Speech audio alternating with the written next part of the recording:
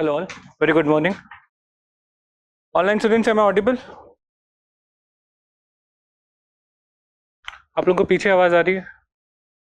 पीछे हाँ ना, कुछ तो बोल दो यार. So today we'll be starting with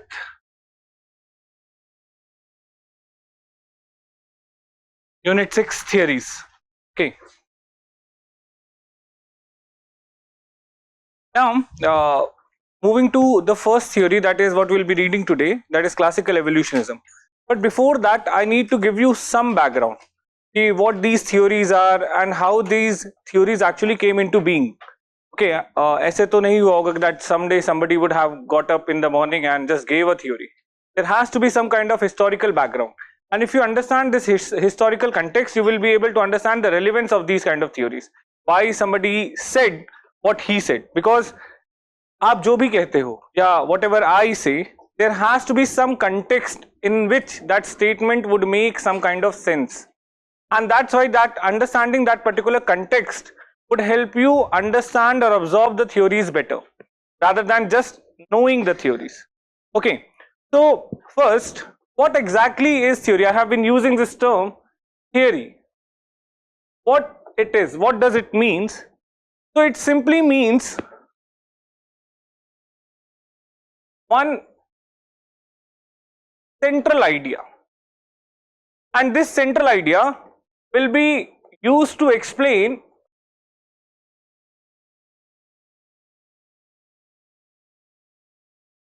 multiple social cultural phenomena around us.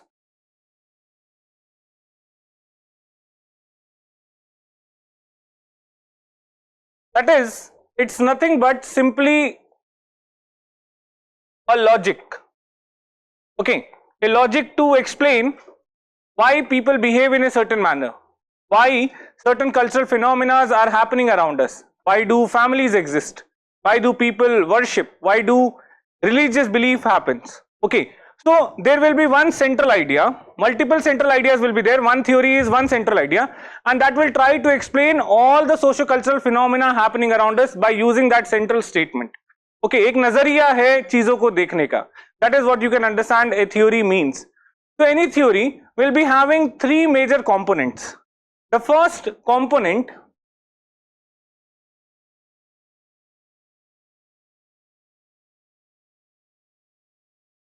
is the question. Question simply means the gap of knowledge.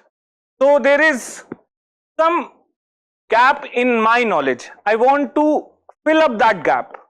But उसका आंसर जानने के लिए, किसी चीज का आंसर जानने के लिए, you need to know what is the question, what is the gap in my knowledge about a particular phenomena, about something that is happening around me. So that is the question. And this theory will try to answer this kind of question. So the gap of knowledge is the basic premise of a particular theory. Second is assumptions and hypothesis.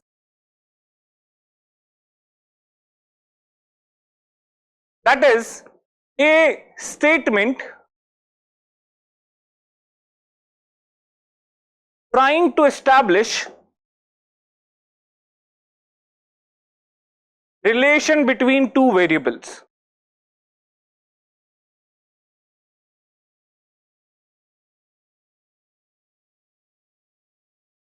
That is assumption and hypothesis. So for example, let's say if I want to understand a society and if I want to understand how religion and politics are connected, that is the question, the connection between politics and religion. Okay, now I will try to analyze or give a hypothetical statement that politics plays a very important role in controlling the religion, or religion plays a very important role in controlling the politics. Okay, there is a role of theology in controlling the politics. That is the hypothetical statement that is trying to establish a relation between two variables. Or I can say that economy is directly related to the religion. The people's economic behavior is related to religion. Now, there was a scholar, Max Weber. he suggested that India mein capitalism will never survive because the India's religion is more towards or glorifies poverty, or celibate living actually glorifies poverty, isn't it? So Rishi Muni and all Sant and all, they try to project themselves as a minimalistic in nature. Okay, and that's why you can see that most of the capitalists currently, they basically are at the targets of political parties. Ambani, Adani and XYZ. So they are targeted that they are overwhelmingly rich, and that as if they have committed some kind of crime by amassing such kind of wealth. So capitalists are inherently seen to be negative, irrespective of the contribution that they are giving to the economy. Say multiple thousands of families are doing the jobs in Reliance, and their household income is actually derived from Reliance or Adani or so and so capitalist. But yet they are always seen in a very negative light. That is what Max Weber suggested. It's simply that the two variables, economy and religion, there is a kind of relationship that is being established. Okay, a hypothetical statement. And the third one will be, once you have given a hypothesis, you will try to collect some evidences to justify your assumptions and hypothesis. So suppose if you collect the evidence and it justifies the hypothesis, then that hypothesis becomes a theory, a well-established theory. And if not, that means the evidence are in contradiction with your hypothesis. Then we will be reframing the hypothesis, again coming up with a new evidence so that a theory can be established. So three major components. First, we'll begin with a gap of knowledge, some knowledge that we want to fill the gap. That is the question. Second is assumption and hypothesis, and the third one is evidences to validate or contradict the hypothesis, and the cycle goes on till we find evidences that justifies or validates the hypothesis, and that hypothesis then becomes a theory. Okay, so how does these things started to come up, or where in anthropological discipline theories started to develop? So if I talk about any of the humanities subject, say be it anthropology, sociology, psychology, geography, history, economics, every subject holds its origin from a very significant event in the medieval history of Europe, that is Renaissance and Enlightenment. Okay, every other humanities discipline actually arose from Renaissance and Enlightenment. But in that time period also, every European scholar traces its origin back to Greek civilization, wherein the scholars like Socrates, Aristotle, Plato, so and so kind of people used to live. So let's begin the history from the Greek civilization.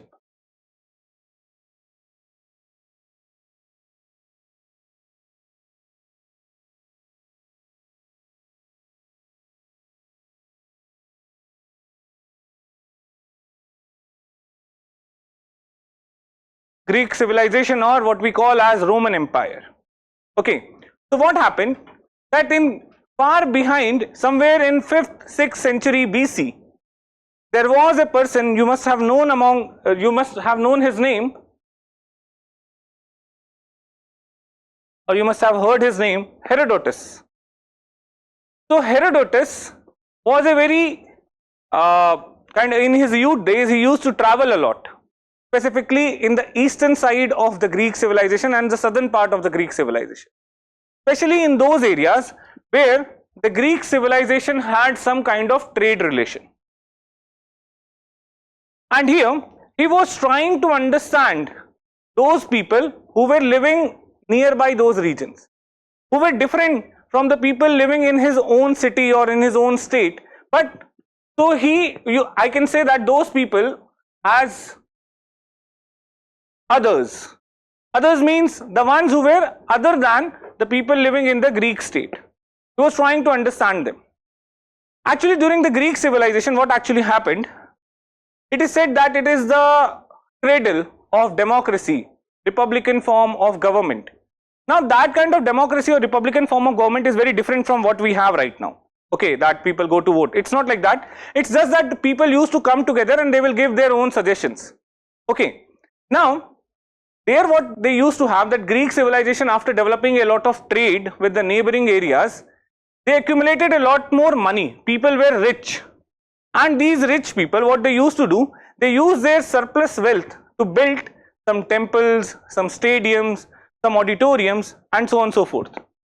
And these wealthy men, after building these temples, stadiums, and auditoriums, they used to sit there in the evening or in the morning for some random discussion, just like we have chai ki taparis these days. So you must have found that people who have retired from the active life, or jo dadaji log hote hain, so they gather on these chai ki taparis and they will be discussing upon what is happening in the society right now. So uske ghar mein kya chal raha hai, iske ghar mein kya chal raha hai, and the society is degrading, the values are degrading, and so on and so forth. And they will come up with their own philosophies. That was the time in the Greek civilization also. These wealthy people, when they used to create these public places, they used to gather there, maybe in the temple, in the stadiums or auditoriums, and they will discuss. And these discussions were usually about the people who were not living with them.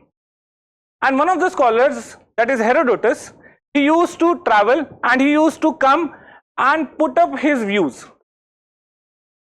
Now, these discussions were of mainly two types. One, we can say a universalistic discussion, and the other, that is a relativistic discussion. Now, what does this mean? One part of the discussion was mainly focusing upon how the others were similar to us. हमारे जैसे ही तो हैं, उनकी भी family है, उनके भी बच्चे होते हैं, उनकी भी मैरिज होती है, उनके भी भगवान हैं. So they were focusing upon the commonalities that people had with the people living in the Greek civilization. हमारे जैसे ही लोग हैं. While the relativistic part of the discussion was focusing upon the uniqueness. That means how they are different from us. What thing they do is different from what the people living in the Greek state are doing. Okay, so two types. एक हमारे जैसे किस तरीके से हैं, and second हमसे किस तरीके से अलग हैं. So now there were some people who were more focused upon this aspect. That is how they are very similar to us. And there were some who were more focused upon this relativistic aspect.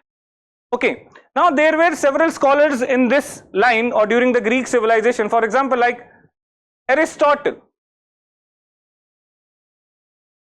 Now Aristotle was more focused upon that universalistic aspect. What he says that human beings are just like any other animal, with similar kind of needs that any other animal have, like food, clothing, sex, reproduction, and all such kind of needs that any other animal is having. Same is the need of the human. But human, or what we say men, are the only animal with wisdom, emotion, and rationality.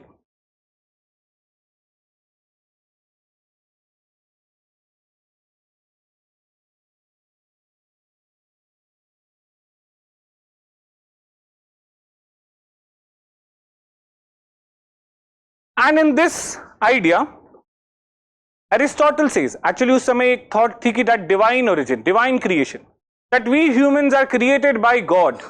Okay, so Aristotle says that there is a divine creation, and in this divine creation there is a hierarchy of beings. What is this hierarchy of beings?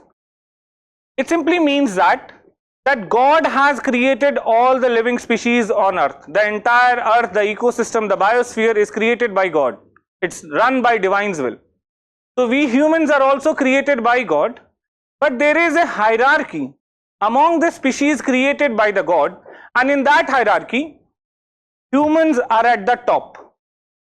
That means we humans are the best possible creation of God. Okay, having wisdom, rationality, emotion, intellect, and so on and so forth. बहुत सारे जानवर बनाए भगवान ने, लेकिन हम भगवान की सबसे टॉप मोस्ट क्रिएशन है. That is the hierarchy of being. That was given by Aristotle. Okay, at that point of time. Now, this kind of theories, this kind of ideas were actually being promoted by several philosophers, several scholars. But gradually, what happened that approximately 4th century AD, the Roman Empire collapsed.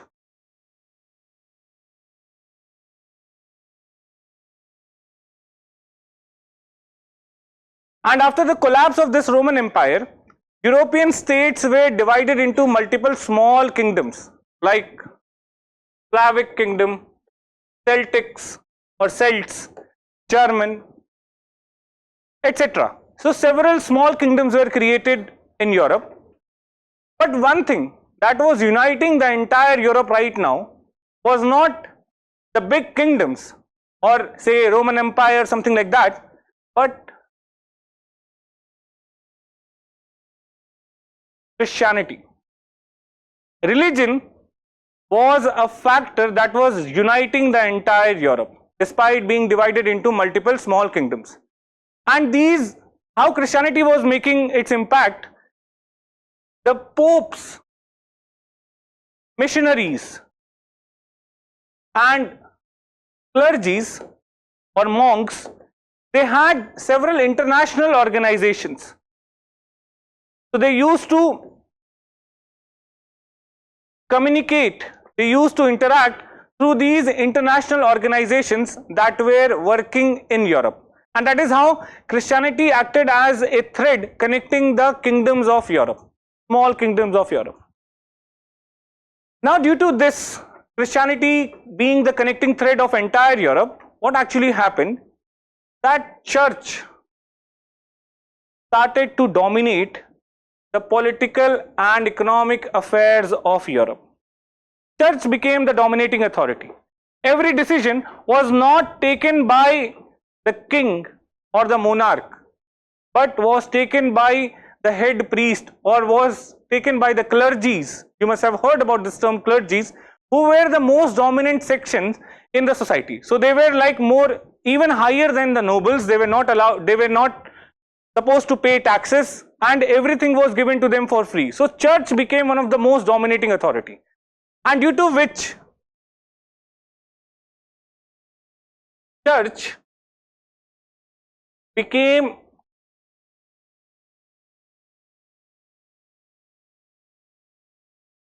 center of knowledge as well.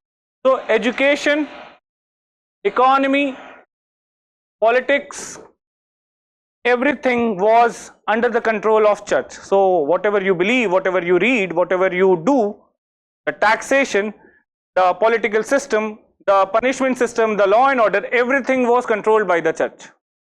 And that is how church started to dominate in each and every affair of the person. हर चीज church control करने लगा. Okay. Now here the church actually superseded. सब यहाँ पे importance क्या है? That church superseded the system of knowledge also. And here church gave supreme authority to God, the God. So for example, in Bible it is written that the earth was created in 4004 BC, October. Okay, exact date, afternoon, some date of October 4004 BC. That means the history of earth right now is only 6,000 years.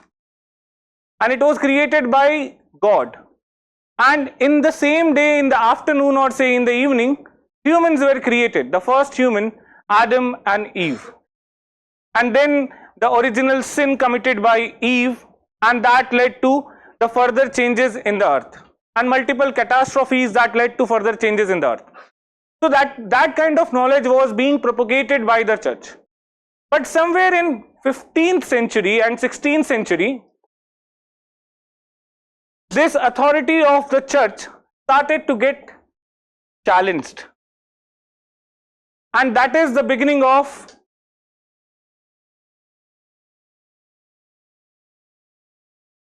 Renaissance. Okay, now there were rise of several scholars, scientists and all. They started to question, they started to discover things like Copernicus Galileo, they started to discover things that were in contradiction with what is written in the Bible. Bible बोलता है earth flat है. They started to discover that earth is round. Bible says that earth is stationary and sun is revolving around it. And they started to discover no, that the sun is stationary while the earth revolves around it, and also various other things that were in contradiction with the Bible. Okay, and that phase is called as Renaissance. Okay, and in this phase, gradual challenges were made to the authority of the church. At the same time, there began what is called as age of discoveries. And in this age of discoveries, what actually happened, that Europeans developed what is called as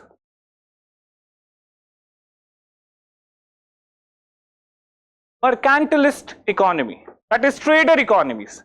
And several traders that were actually gaining the wealth out of this mercantilist economy, they started to fund several voyages, expeditions. So Portugal में कई सारे traders थे, they started to fund the voyages, sea route discover करो India के लिए. एक reason और भी था, that initially India, the trade with India was connected by or was done through land.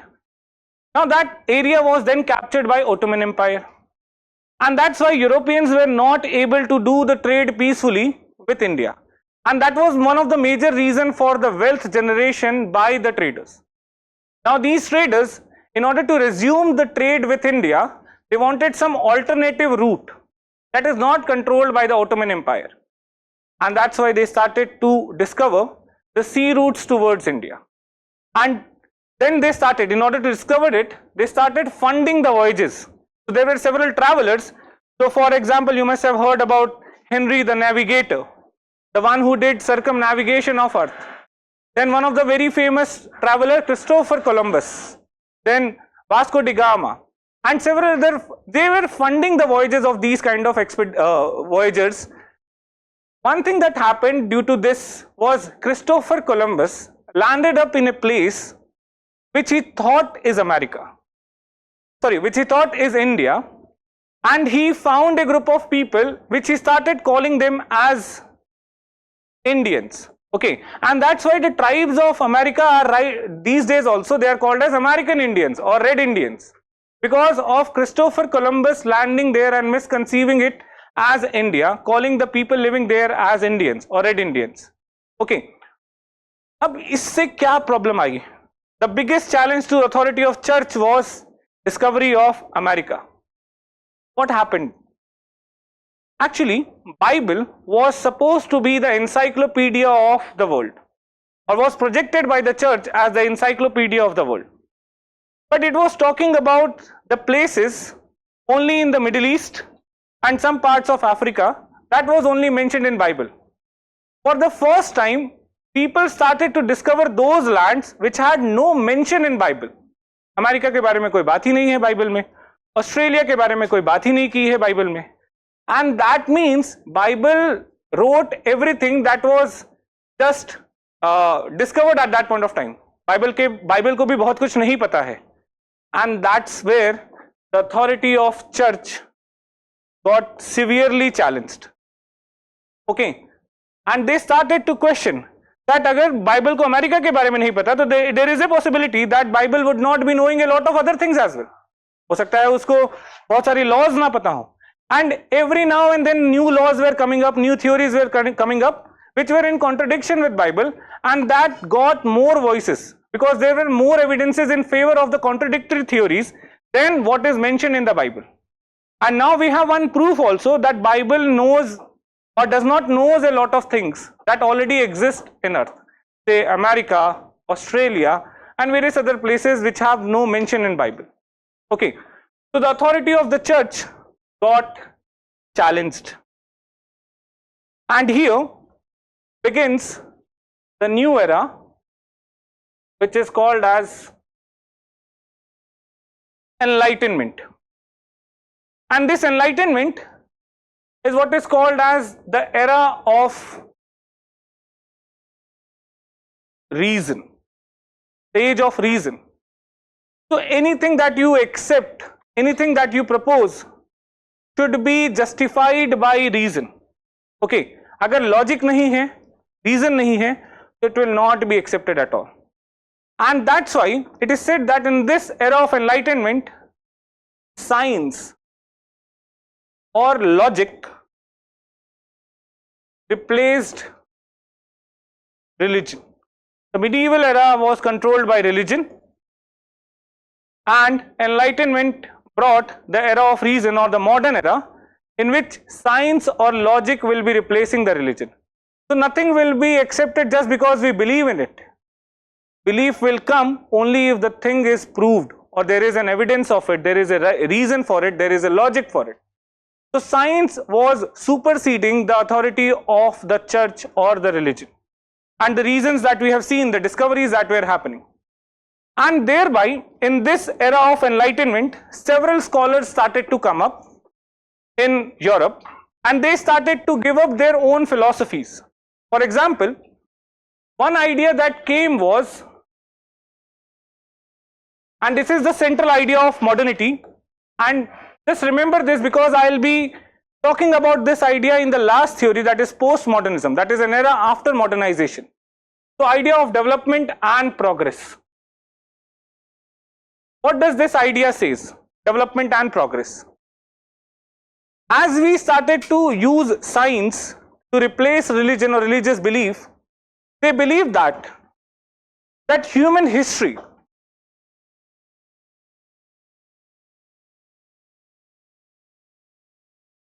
is progressive in nature. That means with time, humans, the conditions of the humans will become more and more better. Progress कर रहे हैं. Okay. And how the progress is happening, how the development is happening? Because of increase in scientific knowledge. As the scientific knowledge increases, the society progresses. And that's why this became the central tenet of modernity.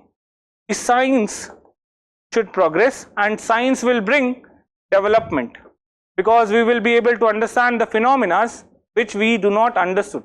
And since we will be able to understand a lot of other phenomena which we were not able to comprehend, इससे हमारी uncertainties, natural uncertainties को tackle करने की capability काफी ज़्यादा improvise हो जाएगी. Okay, so initially some diseases will be coming. तो आप किसके पास जाते थे? हम जाते थे किसी पंडित, ओझा, भूपा, ये सब लोगों के पास जाते थे जो शमन्स होते हैं, तांत्रिक वगैरह. Gradually we were able to understand the nature of the disease, the cause of the disease. We now have developed medicines, several medicines that can be taken at home. We do not even need to go to a tantric or some kind of supernatural practitioner, right? So the things have become more and more controllable due to the knowledge that we have gathered because of science. And that's why they say that history will become progressive as the human knowledge will automatically increase. हम knowledge बढ़ती ही जाएगी, हम और चीजों को जानते जाएंगे, and as we do so, the society will develop and progress.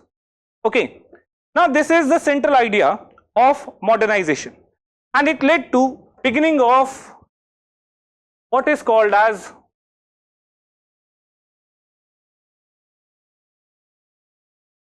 positivism. I can understand आज पहला दिन है तो it could seem like कि थोड़ा सा heavy जा रहा है. Okay, don't worry about this. These things we'll discuss it multiple times that it will become very much relatable to you. So please, most of the people are coming from science background, BSc या BTech या medical sciences से होंगे, and that's why you must be feeling that what are we reading, what actually is happening right now. So humanities में it will take some time to transit from science mentality, because science में तो क्या है, सीधा सीधा that LHS is equal to RHS, XYZ equations हैं, this is the formula, and so on and so forth. But here things will be more related to opinions, and that's why it will be subjective. So please bear with me for some time, and don't be judgmental in the very first lecture or 2 lectures. Just bear for 3, 4, 5 lectures, and you will automatically flow with the wind. It will not be that difficult as you are thinking. शुरुआत में थोड़ा सा adjust करने में it will take some time. Okay.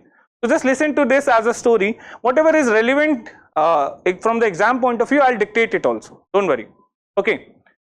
So coming back, so when the science replaced religion, what actually happened? There was a beginning of a era in philosophies or humanities called as positivism. Now what is positivism? Positivism says that all the sensory experiences,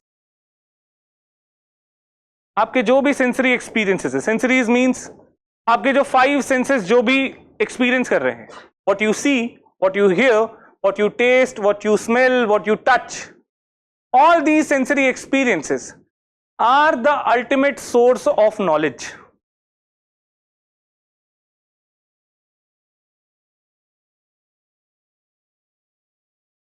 Okay. And anything that you can experience in this world is governed by a natural law.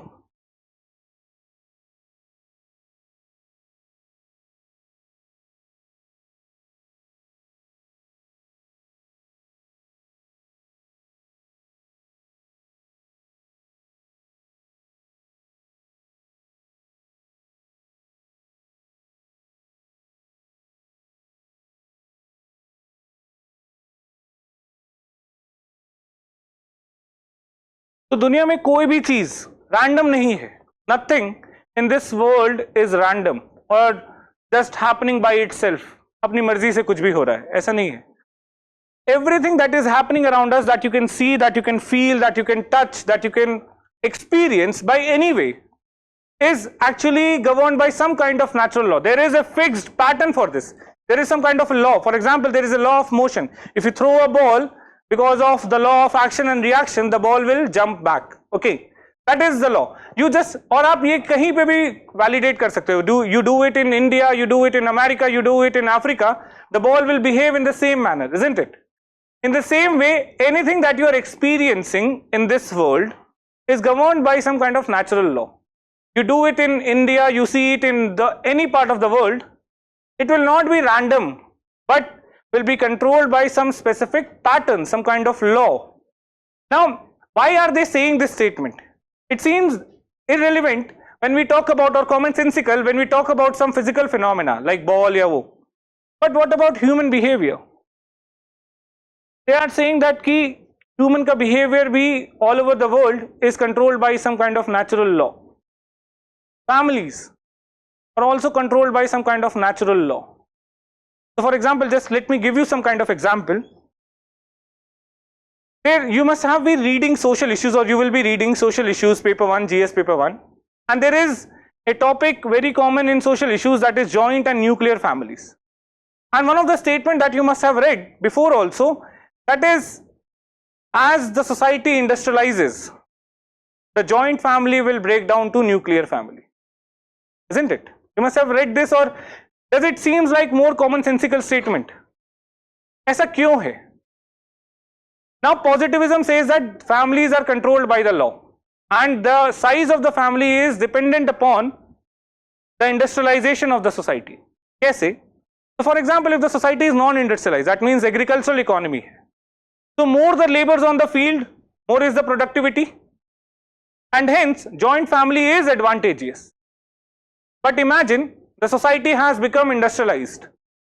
Now industrialization will lead to specialization of skills. Somebody will become a mechanical engineer, somebody will become a civil engineer, somebody will become an accountant, somebody will become another specialist, a doctor, or so on and so forth. Now suppose if I did mechanical engineer, yeah, मेरी degree है mechanical engineering की, so it's not necessary that I will be finding a job nearby my house. I have done mechanical engineering, and there might be a automobile company situated very far away from the house. So here industrialization requires mobility of labor, isn't it? So mobility of labor is relatively easy if the family is small. अगर एक nuclear family है, husband, wife, 2 children, it's easy to move from Gurgaon to Bangalore to Noida, very easy. But imagine if I have a joint family of 20 members. Is it possible to shift these 20 people from Gurgaon to Noida to Bangalore every time I switch my company or go for some kind of job shift. So that's why industrialization requires mobility of labor, which is relatively very easy in a nuclear family. And that's why joint family will transit to nuclear as the society experiences industrialization. And that is what positivism says, that anything that you experience in the society will definitely be governed by natural laws. Anything is not happening random, any sensory experience. And positivism aims to discover those natural laws.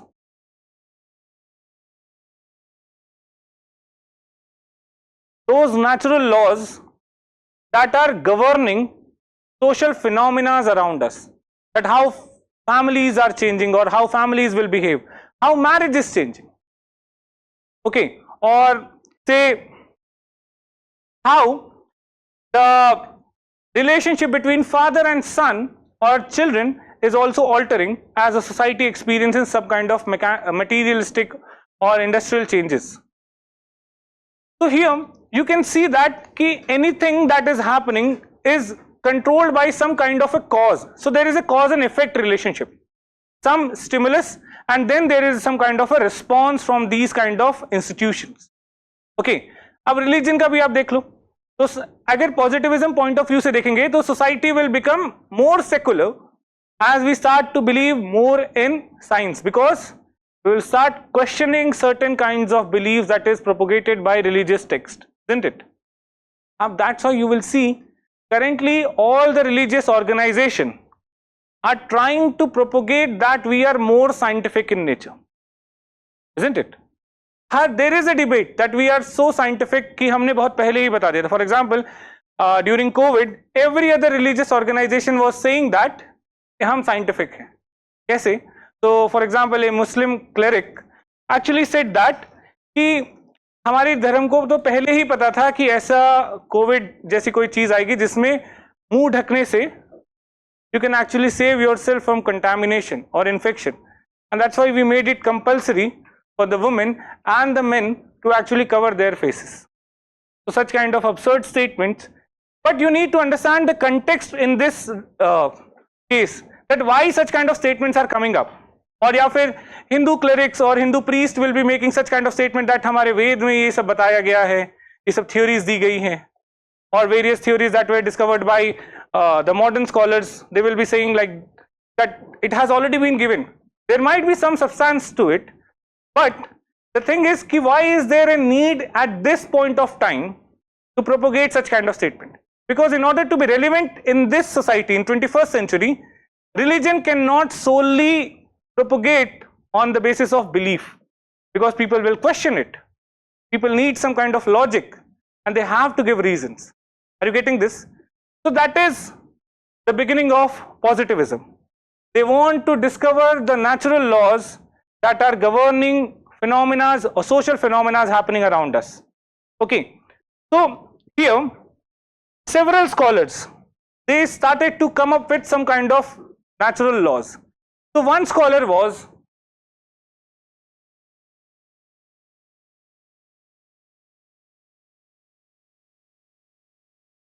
Giambattista Vico.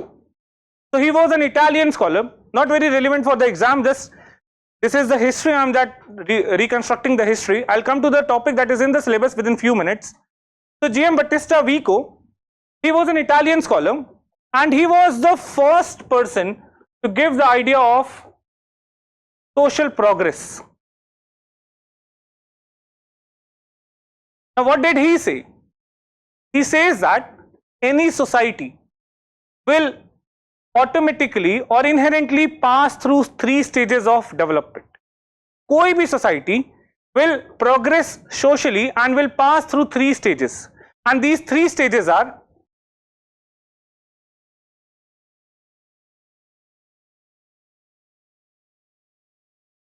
age of God. This is the first stage of development. Originally, her society, he says that, is in the bestial condition. Bestial का मतलब होता है animal like condition. Okay, when there is no law, no order, nothing. People live like animals. So the first progression will be the age of gods. That is, people start believing in spirits, supernatural power, and they believe that everything happening around them is controlled by God. Okay. Second is age of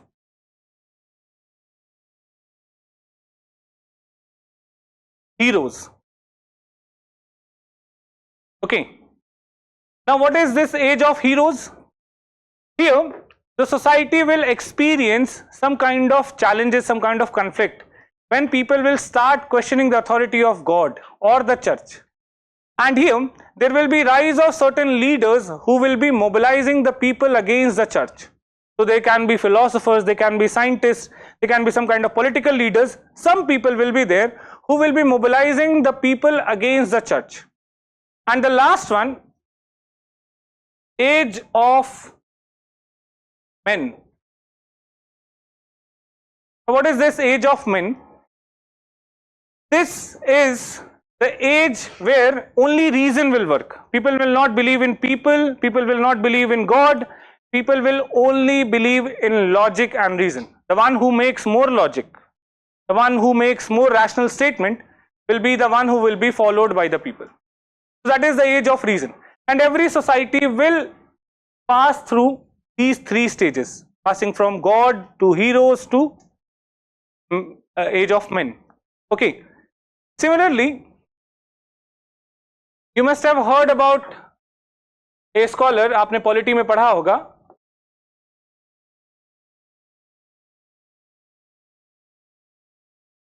Montesquieu.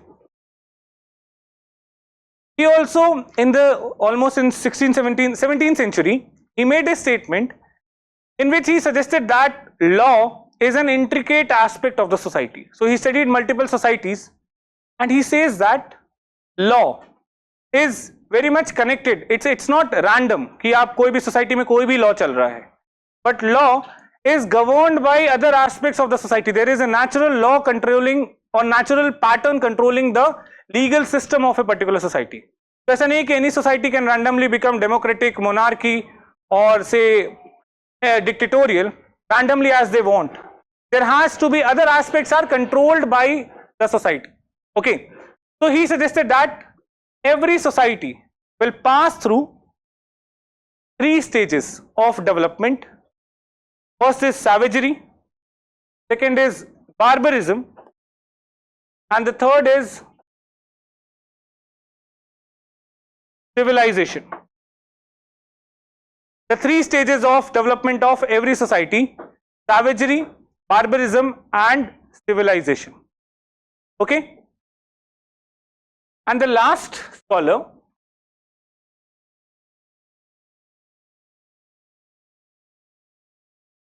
Auguste Comte, he said to be the father of sociology. So he made a statement that there is a progression of reason. और ये सब के सब इसी basis पे बात करें, जैसे जैसे सोसाइटी में नॉलेज बढ़ेगी, साइंटिफिक नॉलेज बढ़ेगी, society will progress. So he is also saying progression of reason in every society. Yes, we'll discuss about it. Just don't worry. Just these terms आप एक बार अभी लिख लो. I'll talk about what is savagery, what is barbarism. Different scholars, they have given a different interpretation of it. Okay, so all you can understand savagery. अगर हम rough बताने की कोशिश करें, savagery is something where we were hunter gatherers living in the jungle. Barbarism is when we shifted or just started to begin agriculture, and civilization is when we started to develop a state-like organization. That is a rough estimate of this progression of reason that was given by Auguste Comte. He suggested that any society or intellect of any society will pass through three stages. First one is a theological stage. इसका मतलब क्या है? Theo means God. So theological stage is when we believe in God, and when we believe everything is controlled by God, everything that is happening around us is by divine's will. कि उसकी मर्जी से एक पत्ता भी नहीं हिलता. That you must have heard about such kind of statements. That is the theological stage. Okay. The second is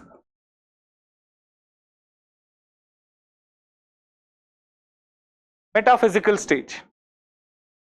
Now, we considered God as a benevolent entity, वो ऐसा जो सबके बारे में अच्छा सोचता होगा, a very divine entity. But now somebody got raped, somebody got killed, there is a large massacre, there is a large plague that is happening. So such kind of problems are happening. Now we cannot comprehend how an entity which is benevolent, बहुत अच्छा है, वो किसी बच्ची का rape करवा सकता है, if everything is happening because of God's will. So how to comprehend that kind of event? So thereby people started moving towards metaphysical stage, which we usually try to say when we try to sound modern. तो आपसे कोई पूछे भगवान में मानते हो?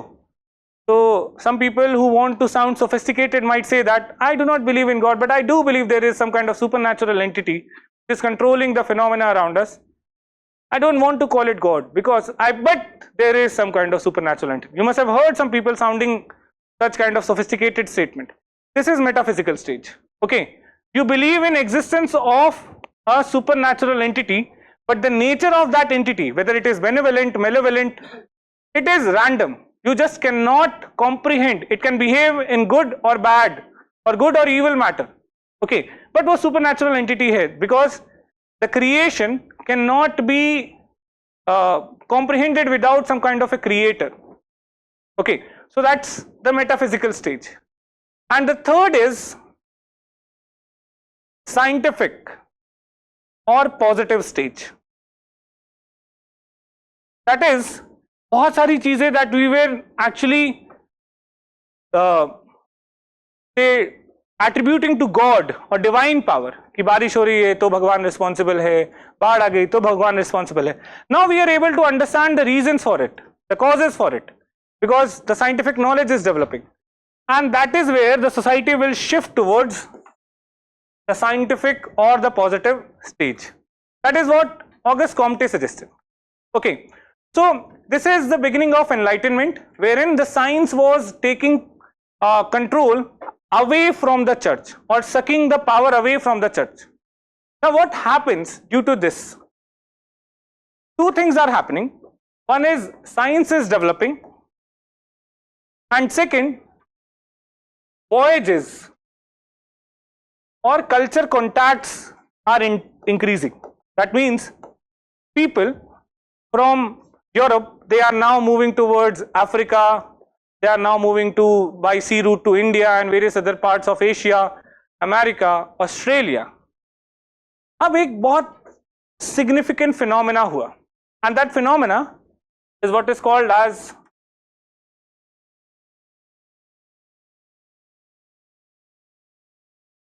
colonization. Discovery of new land, colonization is happening. Okay, because they want to control that land. एक reason था that Europe during the time of enlightenment was also undergoing industrial revolution. Now industries require what? Cheap labors, raw material, and a market to sell its product, isn't it? यही तीन चीजें चाहिए industry को. cheap labor मिल जाए, raw material cheap मिल जाए, and market to sell its product. Bigger the market, bigger is the supply of the industry, bigger is the revenue that can be generated, and that market was supposed to be provided by these colonies, and that's why this industrial revolution justified this colonization. अब एक और phenomena, एक hypothetical condition समझो. Suppose if you travel from Kashmir to Kanyakumari by land. Okay, by land you are moving from Kashmir to Kanyakumari. The changes that you will see in the people and their culture will be very gradual, isn't it? So you move from Kashmir to Himachal Pradesh, Himachal to Uttarakhand, Uttarakhand to UP. And when you move from Kashmir to Himachal, you won't see that significant a change. And from Himachal to Uttarakhand, you won't see that significant a change. And as you move by land from Kashmir to Kanyakumari, you will see the changes are so gradual that you cannot completely differentiate between the people of Kashmir and Kanyakumari, because the changes are very gradual in nature. But imagine you take air route from Kashmir to Kanyakumari. You started from Kashmir and landed up in Tamil Nadu. you will see a stark change. People are different, their attire is different, the language is completely different, the cuisine is completely different, their behavior, the climate, the household structures, everything is very different. That means you won't be able to comprehend that is there a relation between people of Kashmir or Kanyakumari. They will seem completely polar opposite, isn't it?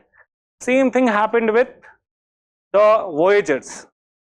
When they were moving from Greece to India by land, it was a gradual change.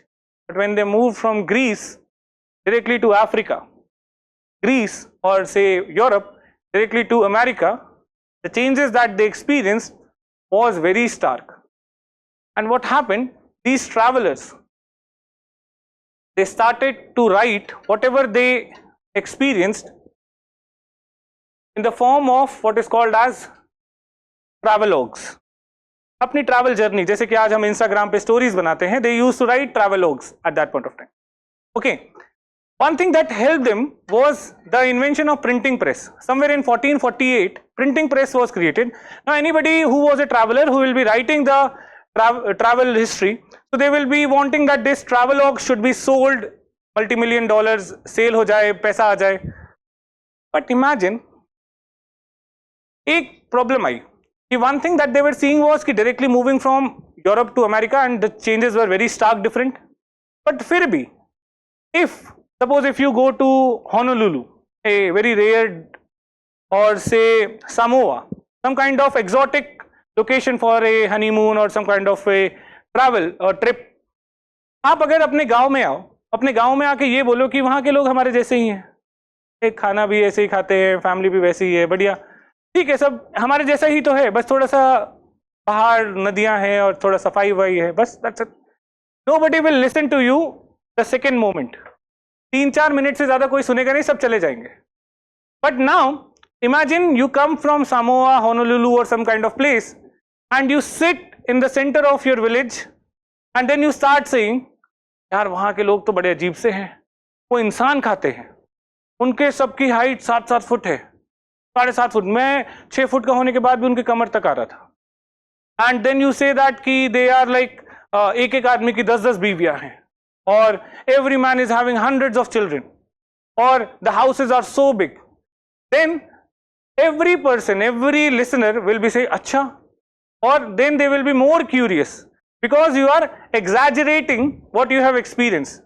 And this exaggeration will create curiosity in the minds of the people who want to listen to your stories. And that is what these travelers did in the travelogues. They created a sensational depiction of the new societies that they were coming in contact with.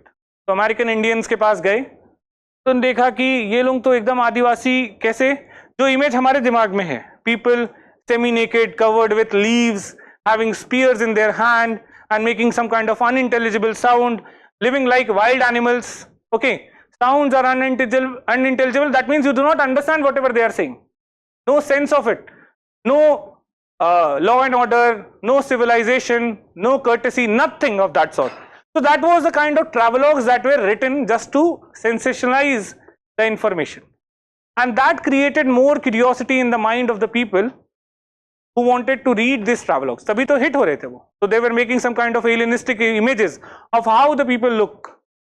और वो दिखाते थे कि ऐसे दानव की तरह दिख रहे हैं, और there might be people having 7.5 foot height or 8 foot height or something that we cannot imagine could exist on earth or human could look like. Okay. So here, this, by doing this, what they were doing, what they justified, actually एक scholar up और एक cartographer है, you must have heard about this person, Amerigo Vespucci. He is the one cartographer. Cartographer is the one who makes maps. So Amerigo Vespucci, जिसके नाम पे America का नाम रखा गया, अमेरिकन सबकॉन्टिनेंट को नाम दिया गया, because he created the map of America. So when he went to America for the very first time, and he was creating the doing the cartography, what he said, that the people living, or the natives of America, they are godless. That means they do not believe in God, or like the God that we believe in. They are godless. they are promiscuous. Promiscuous means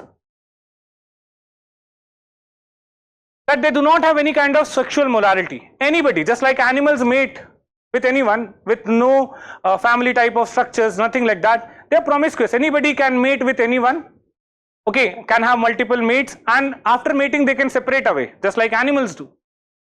And they basically have no law and order. इस तरीके का idea. And by saying this, what he suggested, that this people need to be governed by monarchy and papal law. Papal means the law of popes. Monarchy and church should control these people, because in लोगों में civilization का idea है ही नहीं. They are not mentally developed to create a state. And by doing so, by creating such kind of image, what they are justifying? Colonization of these places. So these places were conquered, and then on the basis of these travelogues, which projected them as backward and having no idea of state, lawless people, lack of civilization, okay, or uncivilized people, they justified the colonization. And one thing that was very common in this travelogue was, I'll make a statement, it's more like a metaphorical statement, you can understand. Spatial difference was interpreted as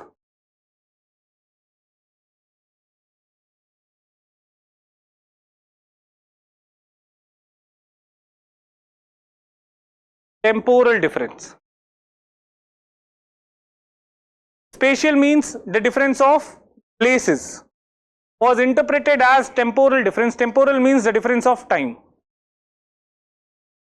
This means that when a person from Europe traveled to Africa or America, the difference that he saw among them and the people was mainly because of difference in geography.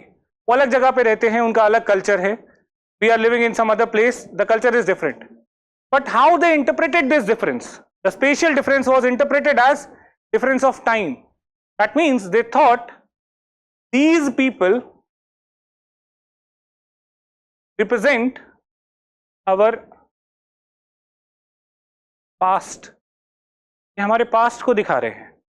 They interpreted it as कि हम past में शायद ऐसे ही थे जब हमारे पास scientific knowledge नहीं होगी. So they are represented as our past. That is the meaning of spatial difference was interpreted as a temporal difference. जो मेरे और आप में अंतर है, that was just because of difference in geography. But what I consider myself to be superior, myself to be more civilized, and you as backward form of me, backward reflection of me. That means my society, when it did not have civilization, scientific knowledge, तो वो आपकी जैसी ही रही होगी और या फिर Americans की जैसी ही रही होगी. And that is, they started to project them as backward people who actually represent the past of Europe. Are you getting this idea? इसमें कोई doubt है? Spatial difference was interpreted as a temporal difference. Anyone? हाँ ना बोलो आप लोग. Please feel free to ask the doubts, because the problem is if you don't ask the doubts, if you try to behave intelligently in the class, ऐसा हो नहीं सकता कि आपको doubts आए ना. और अगर आप अभी नहीं पूछ रहे हो, तो then these doubts will start piling up, and after some point of time you will altogether reject this. मेरा कुछ नहीं जा रहा है, but the time you waste will be lost. Means एक attempt can cost you an attempt. So I am giving you full freedom to ask any kind of doubts, because I can completely understand that moving towards, when I am also by graduation an engineer, did my masters in anthropology later on, but the first time I read anthropology I was like कि ये पढ़ क्या रहे हैं, what is the relevance of it? Okay, so that was the kind of feeling, and I can see a lot of faces are thinking very similar to that. मतलब I can connect to them. So please, the problem is कि doubt नहीं पूछ रहा था. So please feel free to ask the doubts. If you have any kind of doubt, please be very much vocal. And also इससे मुझे भी ज़्यादा आसान हो जाएगा कि I will get to know how much depth I can go into. अगर मुझे लगेगा कि आपको समझ में आ रहा है तो I can go into one more extra layer, I can uncover the extra layer. But if you do not ask the doubts, I will feel like कि ये थोड़ा ऊपर ऊपर से ही जा रहा है, and that's why I do not need to go into that extra layer. Okay, I'll cover the syllabus, but the depth to which I can go depends upon your interaction. आपके डाउट से ही मुझे ये समझ में आएगा कि आपको किस लेवल की अंडरस्टैंडिंग हो रही है. So please feel free to ask the doubts, and you don't get this liberty in almost every classes. I'm giving you this liberty. I'll entertain any sort of doubt, okay, specifically related to anthropology. So please feel free. Yes.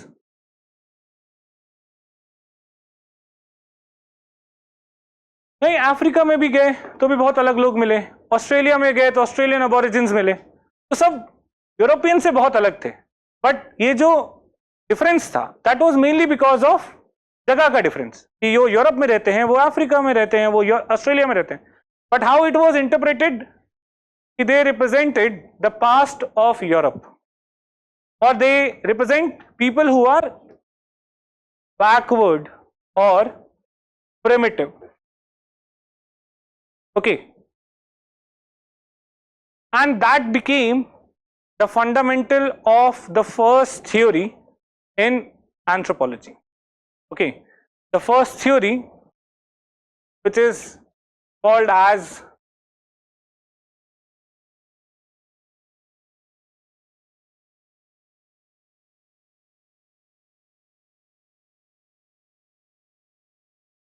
classical evolutionism.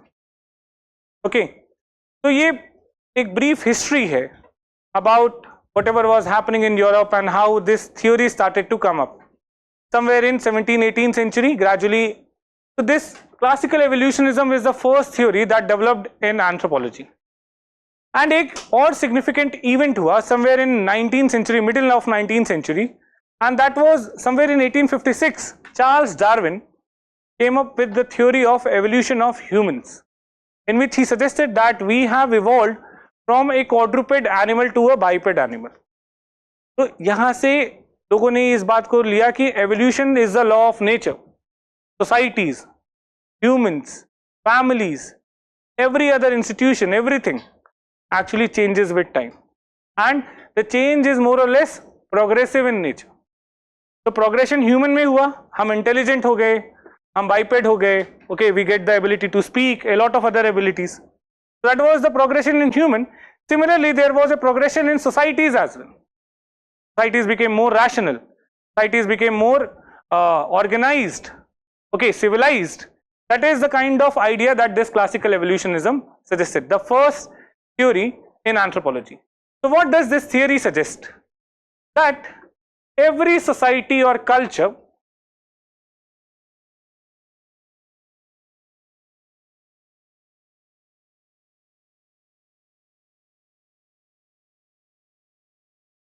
goes through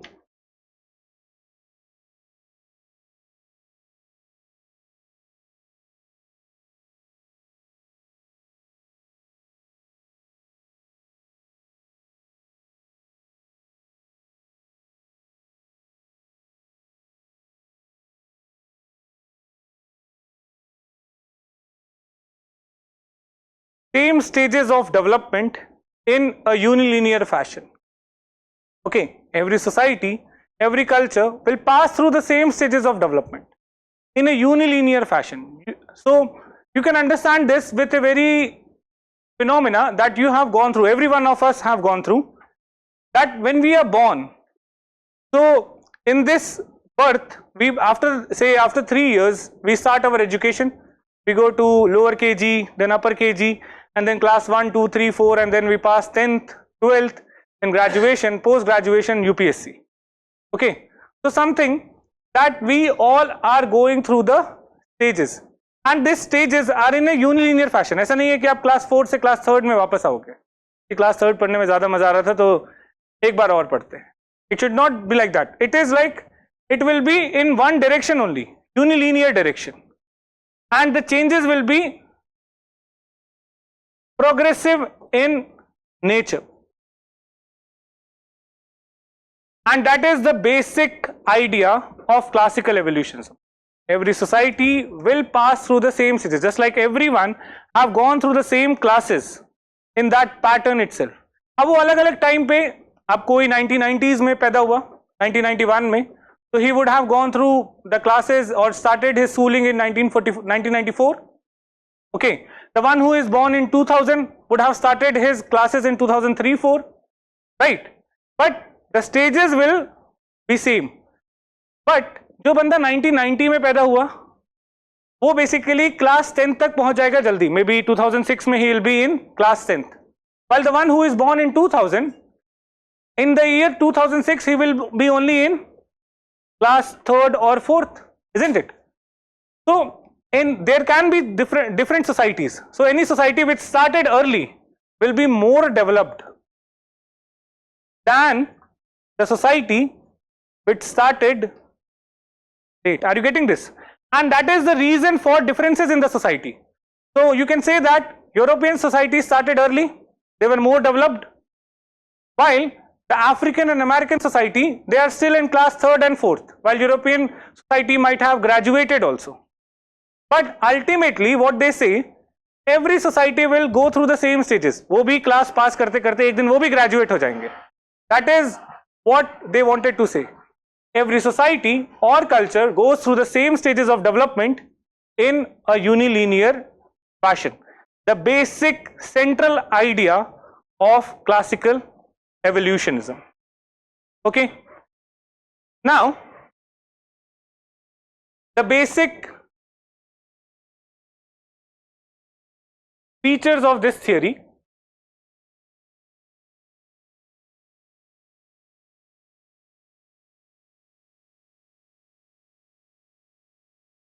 The first feature is the society or culture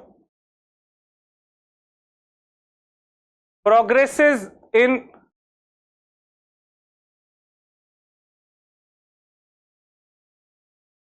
unilinear fashion,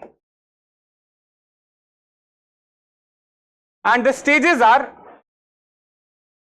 savagery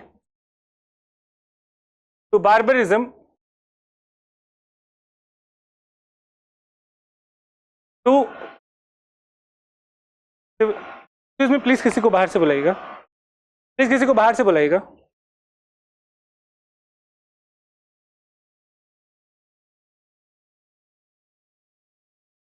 Just a second, I'll ask this to stop.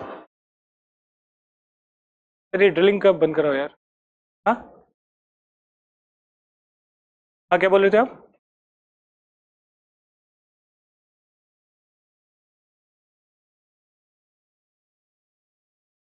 Fixed or variable as if?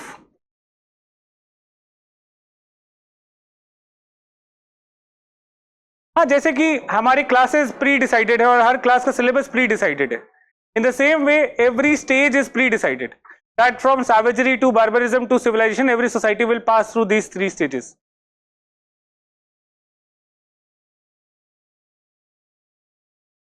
Change that fashion.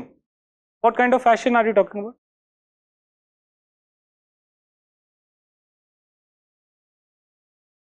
Yes, yes. The stages will exactly be the same. आप class jump नहीं कर सकते. Okay, आप class में वापस नहीं आ सकते. Something like that will not happen. Okay, the stages are fixed and every society will start from here, move to this, and finally the third stage, that is civilization. And this is progressive in nature. Okay, that means the next stage is better than the previous one. So every successive stage is better than the previous one. So civilization में हमारी standard of living, life will be better than it was in barbarism. Or barbarism में our standard of living or life was better or will be better as it was in the case of savagery. Now, do you agree to this? That currently our life is better as it used to be during the time of our great grandfather? Yes? Okay, so just hold this thought and we'll get back to this once I bring the criticism of these theories. So just then the second feature is, as the society progresses, the culture progresses from simple to complex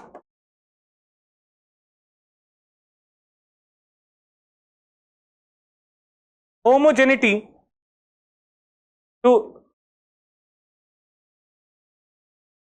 heterogeneity,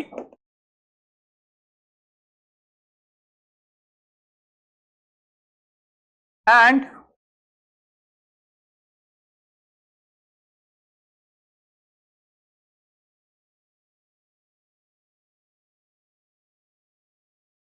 indefinite to definite.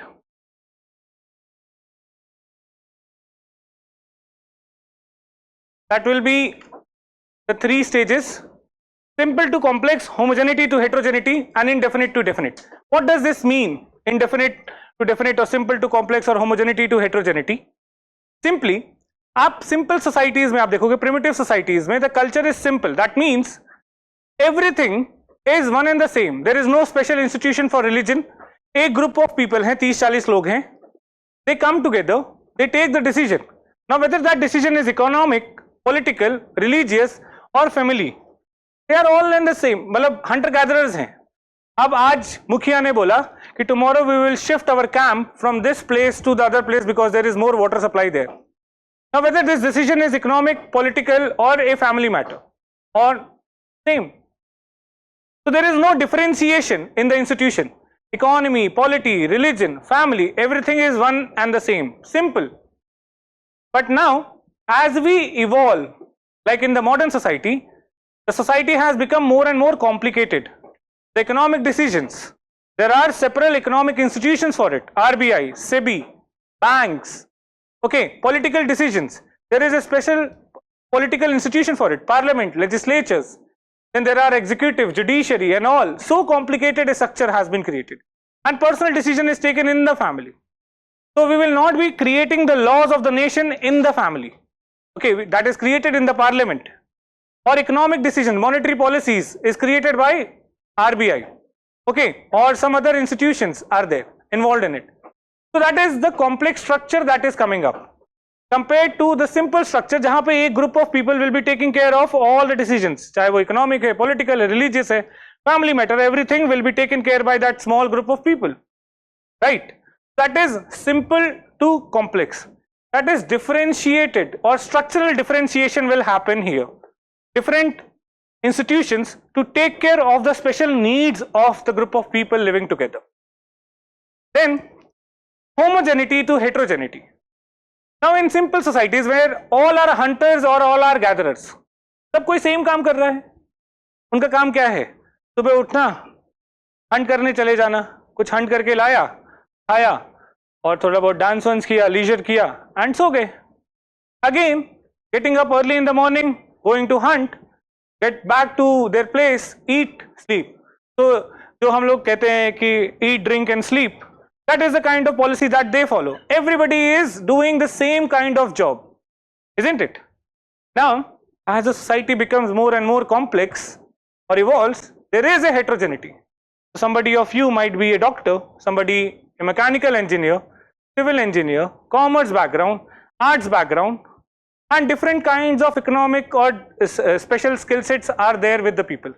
And we belong to different religion, we have worn different kinds of clothes, we speak different kinds of languages, dialects, accents and all such kind of things. So there will be more and more heterogeneity as the society starts or society evolves or progresses, because there will be a differential set of skills. Specialization of labor will be happening, specialization of skills will be happening. So homogeneity through heterogeneity, society बहुत alike होगी as it is less evolved compared to, जैसे आप अपने आप को गांव वालों से compare करो, तो गांव में so some people who have come from villages, you can see that in a village a cluster of house usually belong to the same caste. आसपास एक ही जात के लोग रह रहे होंगे और more or less they will be controlling a similar kind of occupation as well. Same type के भगवान को मानते होंगे, सेम टाइप की भाषा बोलेंगे और हो सकता है बहुत ज्यादा चांस है कि सेम गोत्र को बिलोंग भी करते हो, isn't it? But as you move to the urban area, say for example wherever you are living here in ORN, Patel Nagar, wherever, आपके अगल बगल में आप अगर महाराष्ट्र से हो तो the other person is from UP, the third person is from Andhra and they might be speaking Marathi, Telugu, Hindi or whatever languages. That is the heterogeneity. As a society evolves, there is movement from homogeneity to heterogeneity. And the third one is indefinite to definite. Now what is that indefinite to definite? It says that it's because of knowledge, that due to lack of knowledge in simple societies, what actually happens that a lot of responses that we will be giving to any phenomena happening around us is indefinite. Trial and error ज़्यादा चलता है.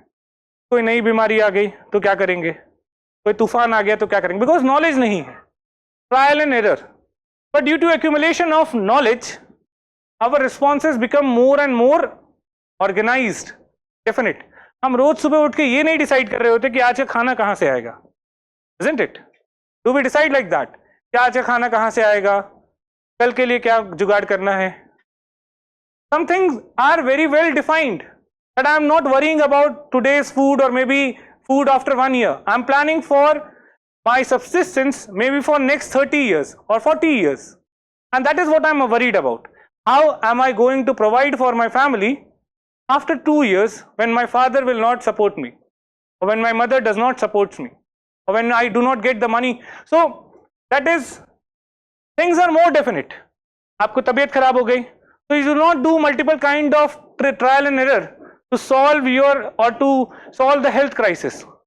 But what will you do? You basically go to a doctor. आपको यहाँ पे पेट में दर्द है, you go to a particular specialist. You have a problem in your heart, you go to a particular specialist, isn't it? And then he prescribes you a certain kind of medicine which he has learned, and that medicine specific salt will actually resolve your health crisis. The response is more or less definite. You just do not go for trial and error, and it is mainly because of accumulation of knowledge and experiences. And that has made our responses more and more precise and definite in nature. So that is how the society will change from simple to complex, homogeneous to heterogeneous, and indefinite to definite. Is it clear? The third major feature is that this similarity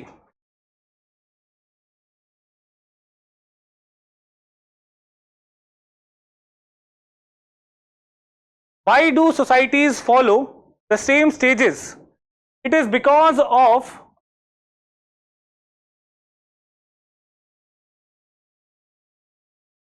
parallel inventions. Similarities in the stages of development happen due to parallel inventions. And this parallel invention is because of a phenomena called as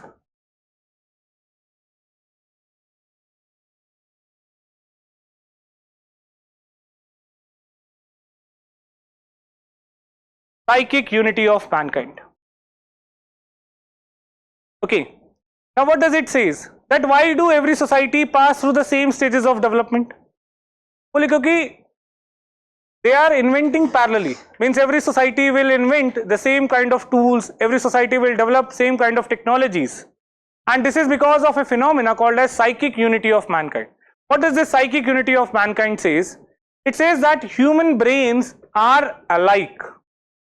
चाहे वो मेरा दिमाग हो, आप हम सब का दिमाग हो, वो एक जैसा सोचता है. So they will come up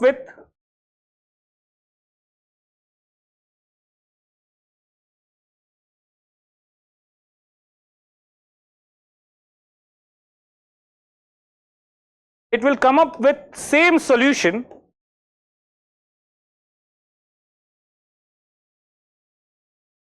for similar or same kind of problems.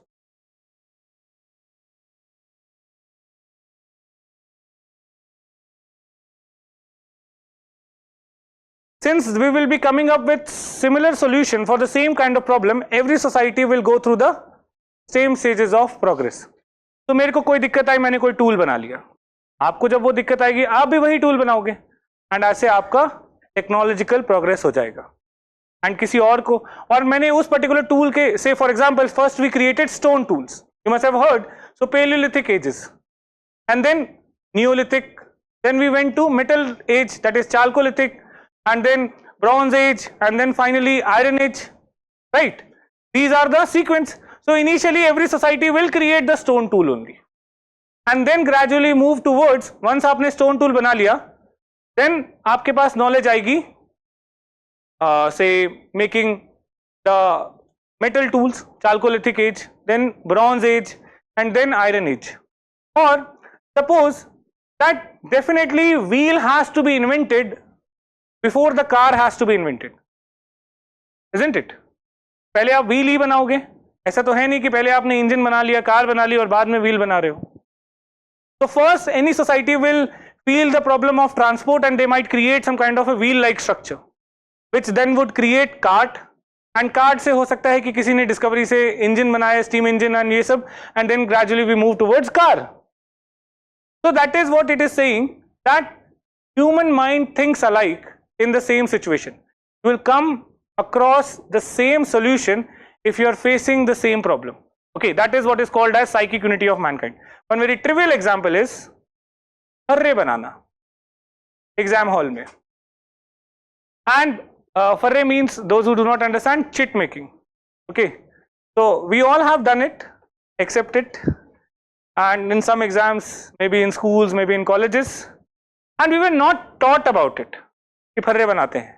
But as soon as the syllabus expands our mental capacity of retention, our brain comes up with a solution कि थोड़ा extra knowledge can be taken in the pocket, and we create chits and make it and store it in our pockets, and that actually helps us in the exam. So psychic unity of mankind. One of the psychic unity of mankind is the idea of theft, चोरी करना. Okay, and that is very common to all. आप चोरी करो या ना करो वो बात अलग की है, बट ऐसा कोई नहीं है इस क्लास में जिसको वो आइडिया कभी ना आया हो. Okay, that idea is very much commonly shared by us. Okay, and abhi bhi, even now also, irrespective of whatever family you are coming from, or whether you are well off or not, if you happen to enter into a store or a place, say jewelry store है जहाँ पे कोई बंदा नहीं बैठा है, and you are suppose, और वहाँ पे लिखा हुआ है कि there is no camera, there is no surveillance, you are expected to be honest because you are under God's eye. Still, एक बार को तो आपके दिमाग में आएगा यार एक दो अंगूठी से क्या फर्क पड़ेगा, इसने भी तो लोगों के बहुत ज्यादा पैसे मारे हैं, isn't it? The idea of theft is very common in us. अच्छा एक चीज और, how many of you, खास करके boys में, how many of you are basically fans of WWE or were fans of WWE when they were children? Almost all. I can for sure say that कि wrestling सबको पसंद है. We all like violence because of our evolutionary experiences of living millions of years in the jungle and hunting. तो जब हम violence करके किसी को defeat करते थे तो that led to secretion of dopamine in our body that gives us pleasure. जैसे कि नॉनवेज खाना बहुत लोगों को पसंद है, and the reason for this is कि इट रिलीजेस डोपामिन. मतलब नॉनवेज में आप अभी कच्चे मीट का पीस खाओ, you will feel like it's so bad, it's so stinks. Still मतलब इसका मतलब है कि gravy is more tasty than the piece of meat. But why don't you just consume the gravy without eating the piece of meat? Because that piece of meat gives you a dopamine release in the body. And it is not now. It's because we have been living in the jungle. We were hunter-gatherers, and when we used to eat the meat, that gives us a kind of satisfaction. जब hunt करके आते थे कुछ meat मिलेगा, because every day not everybody will be success. हो सकता है कि किसी दिन जाएं और कोई वापस ही ना आए. So many a times we would have to sleep bare stomach. But eating the meat means somebody came back with a meat and everybody was eating it happily. The thing was like going on, merrymaking was going on. And that's why when we eat that piece of meat, we have a sense of dopamine release in our body that makes us feel pleasurable. Okay, oxytocin or dopamine release in the body. Okay, and that is a kind of psychic unity, some kind of common thought that we all think plays in the similar situation. Are you getting this? And that is what is called as psychic unity. And since every human thinks alike, every society will pass through the same stages of development. अब वो जब वो problem face करेंगे, they will come up with that solution, and that is how the culture will evolve. So somebody might right now be following the stone tools, but gradually they will also evolve to metal age, and then they will also evolve to the civilization phase. That is what classical evolutionism saying. Okay, the third feature. And the last one is the idea of survivals, which is the proof of evolution. Survival is the proof of evolution. Now, what is this survival? So, survivals are those practices which are carried on due to force of habit.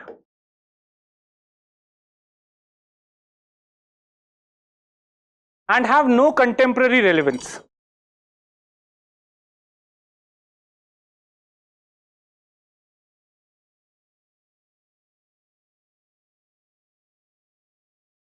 Survivals are those practices which are carried on due to force of habit and have no contemporary relevance. That means ये कुछ ऐसी practices हैं जो past में relevant थी, जब past में हमारा culture था, but आज हम उसको habit के form में बस carry कर रहे हैं. इसका आज के टाइम पे कोई relevance नहीं है, but it is a proof. Why? That shows that our culture has evolved from the previous culture. हमारा culture पहले कभी वैसा था. For example, these are like vestigial organs. You must have heard about this term, vestigial organs. So our human body has certain organs which have no relevance. उनका कोई function नहीं है. And जब भी उनमें कोई दिक्कत आती है, they are removed from the body. That is, say, appendix. So appendix, जब किसी को appendix में दर्द होगा, तो then he'll go to the surgeon and he'll remove that appendix from the body, and nothing happens because appendix is doing no job. Or gallbladder. These are vestigial organs in the body, having no contemporary relevance. But ये बता रहा है कि किसी point of time पे इस organ का कुछ तो relevance था. And yes, when we used to eat raw food or raw vegetables, so appendix was required to digest cellulose and starch. Now we have started eating cooked food, and starch and cellulose consumption has become negligible, and that's why appendix is no more required in our body. Similarly, the canine teeth, the sharp canine teeth, that is also losing its relevance, and that's why it is getting blunt day by day. Because when you used to eat raw meat, then we needed a sharp teeth to tear the meat, right? But right now we are eating cooked meat, and the meat in the form of kebabs or something that melts in the mouth. We do not need to tear the meat, and that's why this canine is losing its relevance, and gradually as we move or evolve, the canines will lose or will become more and more blunt or flat in nature, because we are not using it for tearing anything, right? अब although ये एक fashion हो गया है कि people want sharper canines and they might go to a dental artist and get their canines sharpened. आज के time पे बहुत ज़्यादा fashion है, and they want a sharp canines because they believe that it looks better. So that's a different case, but originally the nature will lead to blunt canines as we evolve, right? And so what does it say is the organs will deplete gradually, but they show that कि past में ऐसे organs थे जिसका कोई ज़रूरत था. In the same way, there are certain habits which are carried on due to force of, practices certain carried on due to force of habit, but having no contemporary relevance. One very good example is the word देवर. तो देवर बहुत common word है, और husband के छोटे भाई को देवर कहा जाता है. But if you see the meaning of this word devar, it is a word created out of union of two words, dvi and var. Dvi means the second, and var means the husband. The second husband. Now in thousands of years, when the society was warlike societies, so there was a very high chance of warlike societies mein mortality of men is very high. So usually men used to fight and men used to die, and in that case, just to prevent the division of property, और कि जैसे अब husband है, बड़ा भाई है, उसकी wife है, उनको बच्चे हैं. Now if the husband dies while fighting the war, in that case the wife can take the property and the children away from the house in order to prevent the division of property. So the younger brother of the husband would assume the elder brother's wife or widow as his own wife, and that's why they were called as devar. In case of mortality, they will be taking up the responsibility of being the husband, and that's why the name. Now, this thing does not exist right now, but the name prevails. Okay, but it is a classic example that our society has evolved from a society जो पहले warlike थी. Are you getting this? Similarly, shaking the hands. So we shake the hands. We usually, आप लोग कल पहली बार मिले और उसके बाद आप लोगों ने handshake किया होगा when you were parting ways. So why this shaking of hand has become a gesture of courtesy or meeting? Shaking hands initially was a gesture when war parties used to meet with each other. और वो handshake करते थे just to show that I am not carrying any weapons in my hand. तो हाथ इसलिए मिलाया जाता था. That I am not carrying any dagger, any sword in my hand. My hands are free, and that's why they used to shake the hand. And the handshaking was like this and this. Okay, it was not like कि एक ही हाथ मिला रहे. This has now turned into a kind of a survival practice. That is practice which is carried on due to force of habit, having no contemporary relevance. लेकिन ये भी एक example है, ये बता रहा है कि हमारी society वहाँ से evolve हुई है. So we were like that society sometimes back.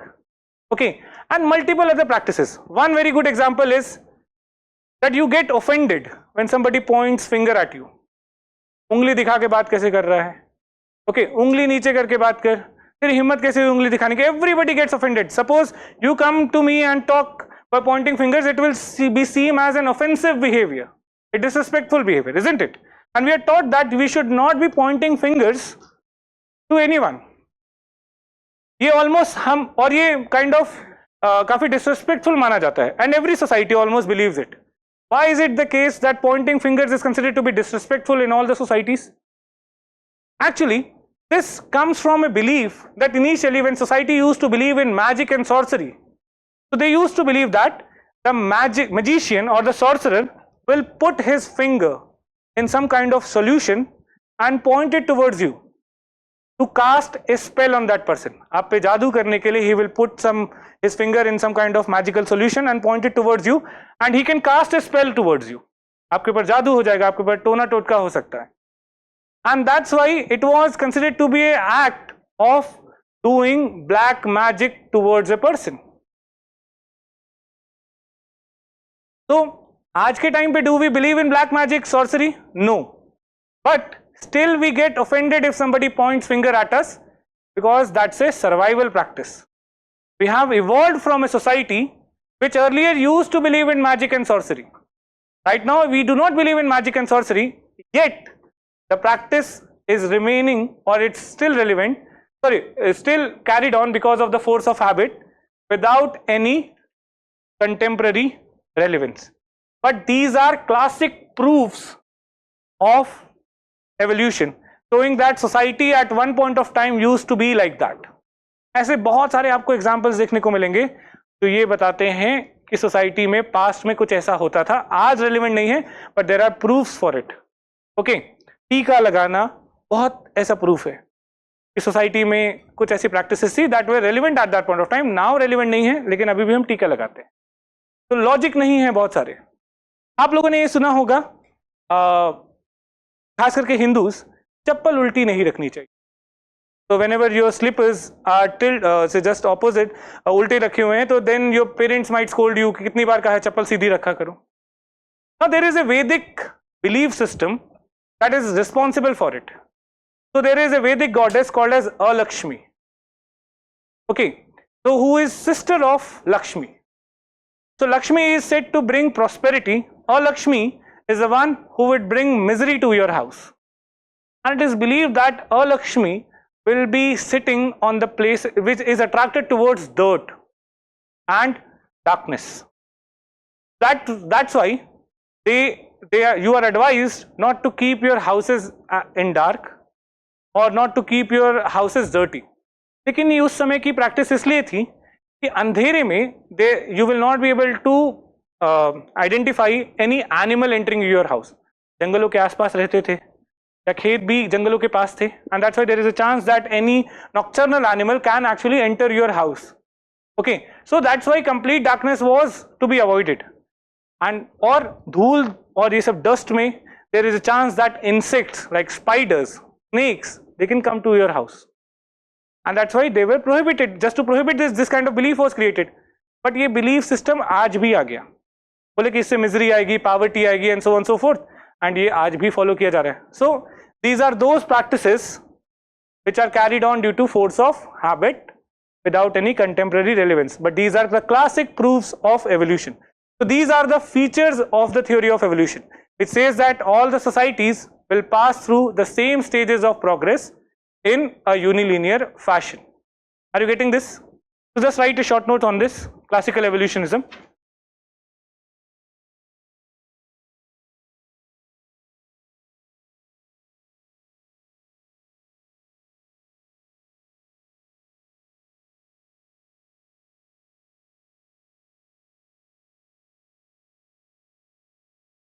Right? According to classical evolutionism,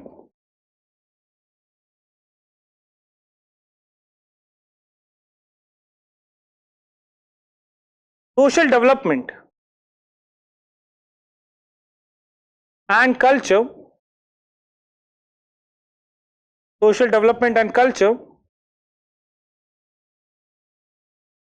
witnessed successive developmental stages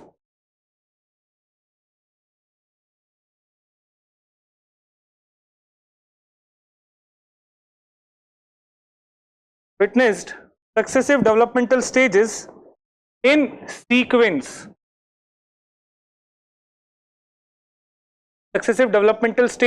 sequence. The present developed stage of mankind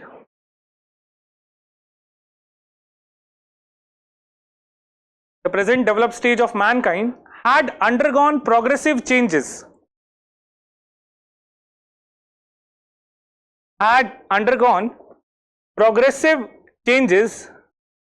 In course of which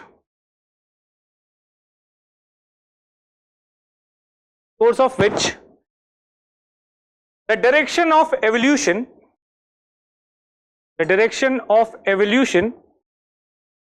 occurred from simple to complex,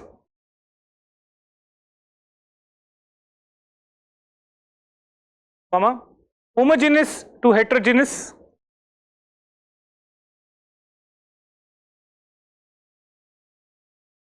and indefinite to definite.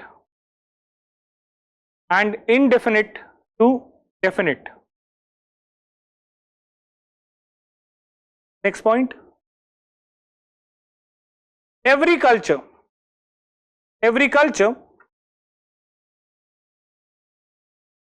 passes through same stages of development. Every culture passes through same stages of development in a unilinear fashion. Same stages of development in a unilinear fashion. These stages are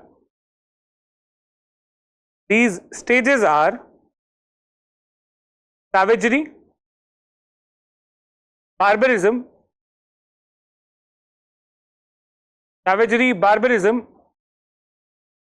and civilization.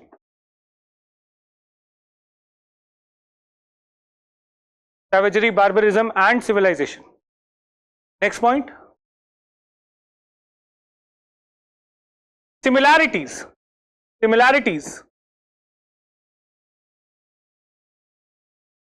experienced in evolution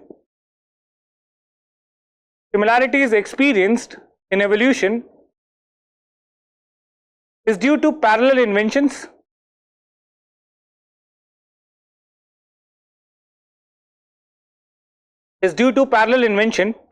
which is because of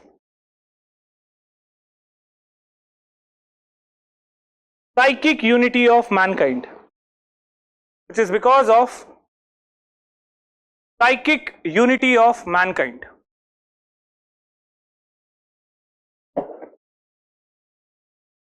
Psychic unity of mankind. right? Next point, psychic unity of mankind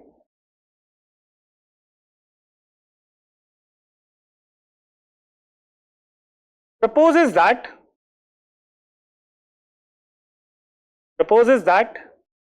human mind is universally alike. Human mind is universally alike. It will come up with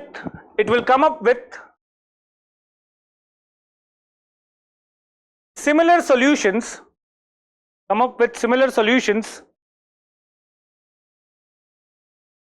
For similar kind of problems.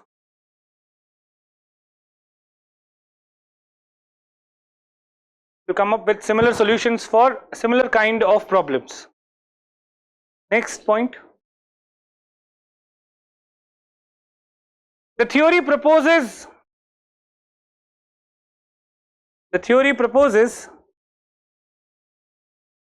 survivals as the proof of evolution. Survivals as the proof of evolution. Survivals are those practices.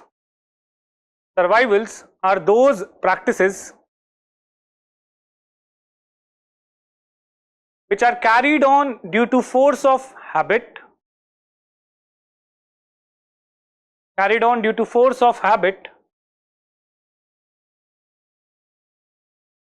Having no contemporary relevance.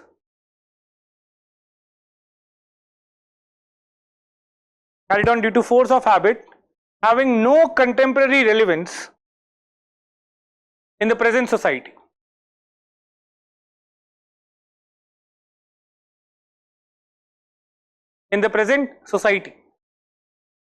These are the proofs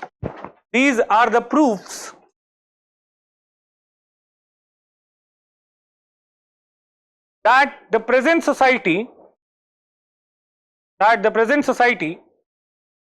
is historically related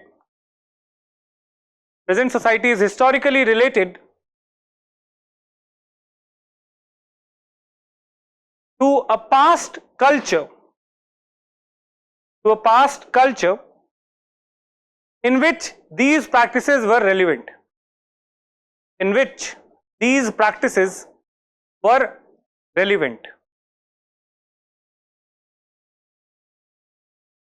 Okay, so this is the crux of classical evolutionism, the first theory, that every society will pass through the same stages in unilinear fashion, and the stages of development are progressive. That is, the successive stage is better than the predecessors. Okay, so we'll be seeing three major scholars associated, which is there in the syllabus, associated with this theory.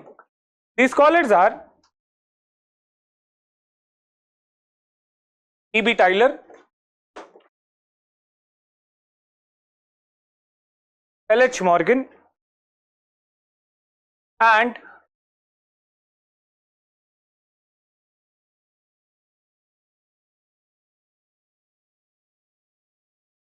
Frazer, James George Frazer. So three major scholars that we'll be covering here.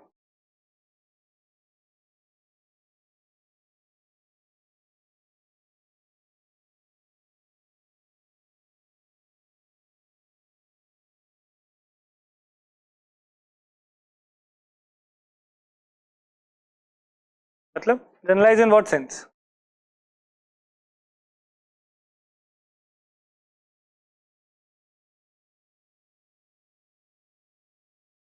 नहीं, similar reaction and similar environmental condition नहीं है, वो तो फिर culture ecology में आप चले जाओगे.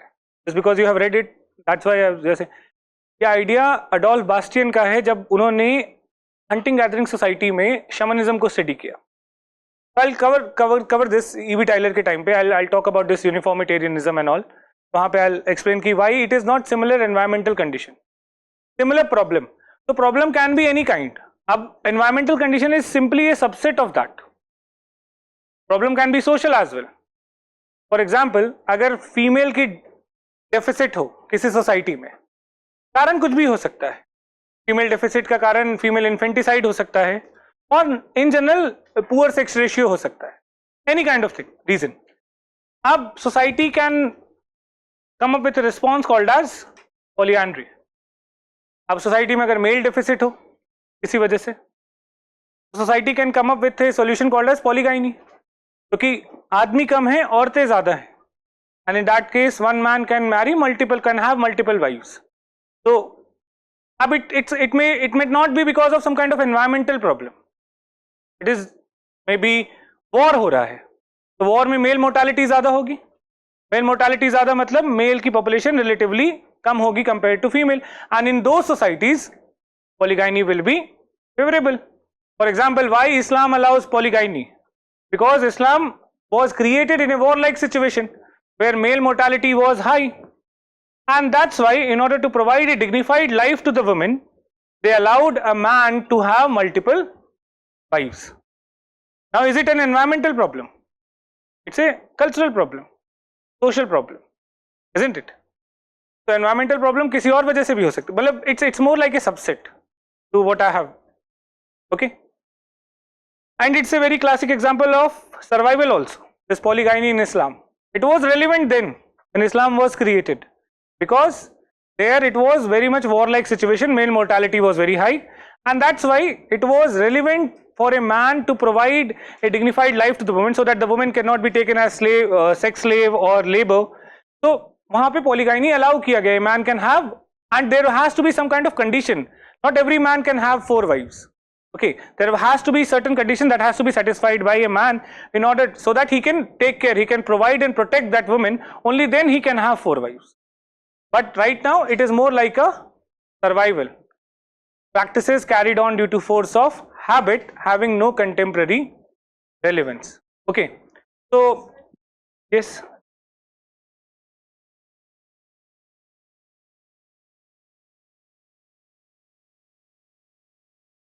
Yes, so that will take us to a second theory, that is diffusion. जो बोलते हैं कि parallel invention नहीं होते, inventions transfer होते हैं. So they are saying that every society will independently invent, सब parallel inventions करेंगे और इसीलिए same stages से pass करेंगे. But ऐसा हो सकता है हमने कार invent थोड़ी ना की, कार कहीं invent हुई और हमारे यहाँ पे diffuse हो गई. We learn from them.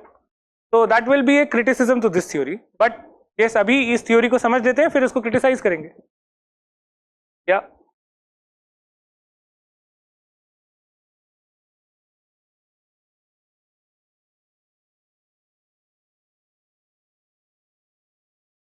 तो उनका प्रोग्रेस स्लो है.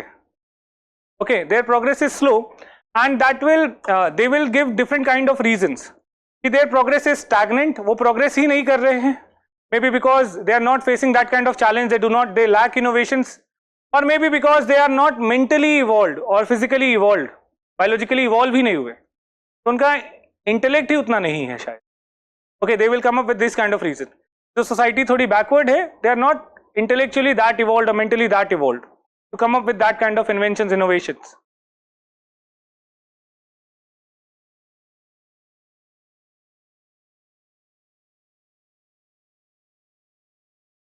Psychic, हाँ, differences इसीलिए कि अलग अलग टाइम पे शुरू हुए ना.